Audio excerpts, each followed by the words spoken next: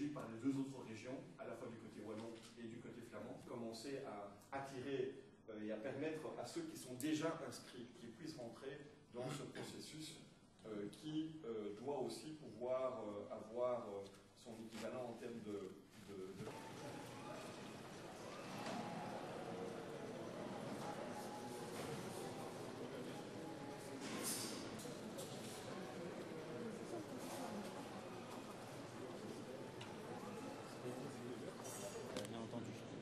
Donc voilà, en termes de développement durable, en fait, le groupe Résidor s'est lancé dans la démarche à partir de 1989. Donc c'est quelque chose qui n'est pas tout jeune, ça fait déjà 21 ans, donc c'est déjà important.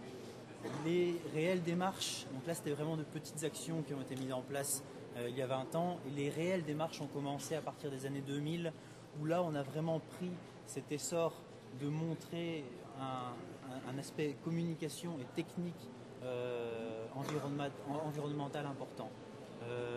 Au niveau de la sensibilisation des employés, on accorde une importance toute particulière puisqu'on a une formation qui est destinée à 100% des employés de l'hôtel, que ce soit employés, ouvriers, aux dirigeants de l'entreprise.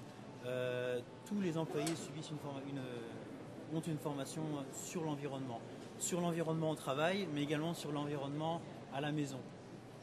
On estime que voilà, l'environnement doit être pris en compte dans la vie de tous les jours, et c'est pourquoi on essaye de travailler là-dessus.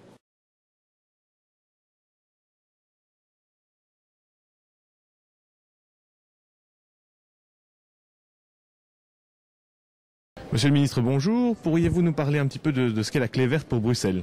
La Clé verte, c'est un label qui a été choisi après un long processus en concertation avec le secteur hôtelier, le secteur de l'Horeca, qui est reconnu au niveau international et qui permet au secteur hôtelier, au secteur du tourisme, de s'inscrire dans une logique de développement durable. Et donc, on sait qu'on doit tous aller dans ces directions-là. Il n'y a pas de raison qu'il y ait un secteur qui reste sur le côté. D'autant plus que, dans la plupart des cas, les investissements qu'on fait pour rendre nos hôtels, nos restaurants ou autres plus écologiques, sont en fait aussi des investissements qui sont plus rentables. On voyait ici avec la démonstration qui était faite dans cet hôtel, le fait de diminuer la consommation d'énergie, de diminuer la consommation d'eau, permet de faire des économies très importantes et en même temps de s'inscrire dans une démarche. À Bruxelles, on a décidé de faire de Bruxelles en plusieurs années une capitale du développement durable. Là, on y va dans la bonne direction et le label permet justement de s'inscrire là-dedans avec la récompense aussi du public qui peut choisir en connaissance de cause d'aller dans une destination où il va pouvoir savoir que cette préoccupation est totalement intégrée. Vous pensez donc que l'Horeca joue à fond la carte du durable maintenant dans le tourisme? Mais elle s'inscrit en tout cas dans la démarche du développement durable. Et c'était important de choisir aussi un label qui donne envie à un maximum d'acteurs d'aller dans la bonne direction. Et même si on peut toujours aller plus loin, on peut toujours faire mieux, ce qui est important, c'est d'avoir un maximum de personnes qui commencent à aller dans la bonne direction, d'avoir aussi des incitants pour pouvoir investir et aller dans cette direction-là, de les mesurer et de les faire évaluer pour que le public, à la fin, le client, puisse aussi être sûr que quand on met une étiquette, un label, ce soit un label crédible. Et le label Clé verte est un label crédible au niveau international. C'est la raison pour laquelle on l'a choisi. Monsieur Roch a également parlé du projet Buy Beer. Que pensez-vous de ce projet? C'est un très chouette projet puisque on a envie de faire la promotion des produits qui viennent d'ici, des produits locaux. C'est ça aussi, c'est le développement durable. On a décidé de faire en sorte que 2012 soit pour Bruxelles consacré comme thématique l'année de la gastronomie. Alors on a un potentiel qui est énorme. La bière fait évidemment partie de ce potentiel extraordinaire qu'on peut valoriser auprès de nos touristes. Et donc c'est un projet qui va certainement s'inscrire dans cette année 2012 et qui j'espère va durer après, parce que quand on fait des projets, on essaie que ce soit du structurel et que ce soit pas un coup et puis plus rien. Non, il faut que ça dure. Et donc je pense qu'on va vraiment dans cette direction. Merci beaucoup. Monsieur Roch, bonjour. En quoi est-ce important pour la Fédération Horeca de participer au projet Clé verte? Je pense que c'est important parce que nous sommes dans l'économie d'énergie, l'eau, tout ça est important. L'écologie est importante. Beaucoup de gens à l'étranger aujourd'hui choisissent des destinations également en fonction de cette écologie. Donc nous devons également être attentifs à ce tourisme-là. Et puis les institutions, les gouvernements chercheront peut-être à avoir des conférences également où l'écologie est prise en compte. Vous avez d'autres projets en rapport avec l'écologie pour la Fédération Horeca ?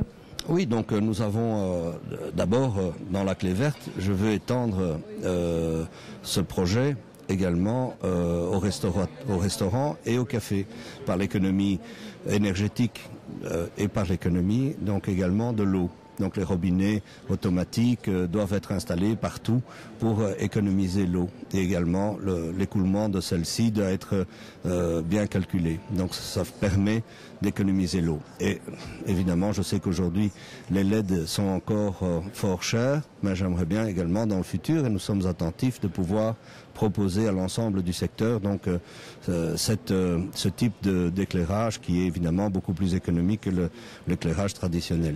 Donc et enfin nous avons également donc un grand projet qui est Buy Beer. Donc Buy Beer qui a été lancé pour redynamiser ou réinventer le café, et ça c'est Jean-Marie de Wandeler, donc le président des cafetiers qui le porte et doit le mener à bien, doit être prêt en tout cas pour 2012, pour l'année de la gastronomie.